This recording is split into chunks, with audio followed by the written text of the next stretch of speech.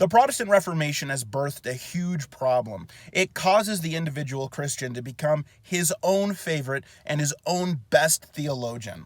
Think about it this way: the lay Baptist is not a better theologian than John MacArthur. I don't like John MacArthur, but facts are facts. But John MacArthur is not a better theologian than St. Thomas Aquinas or St. Augustine. However, if the lay Baptist is reading the same passage John MacArthur is reading and he comes to a different conclusion, then the lay Baptist feels a responsibility to disagree with John MacArthur.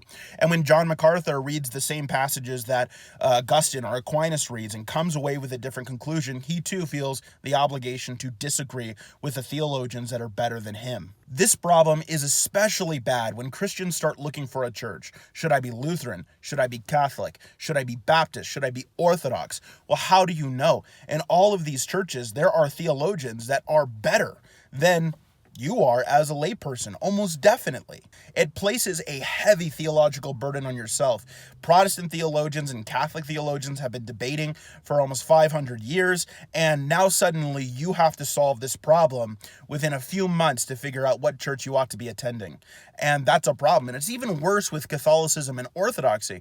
This problem has been discussed and debated for 1,000 years. And suddenly, if you're wondering which apostolic church you should be a part of, you have to solve this 1,000-year problem all on your own. And you feel a responsibility that if you don't understand, you have to disagree. And I'm not saying that's unreasonable. I'm saying that this is a product of schism. This is a product of people in their pride dissenting from the church. Now, I've been convinced without any shadow of a doubt that I ought to be Catholic, and I defend the Catholic faith. I'm not cutting heresy a break, guys.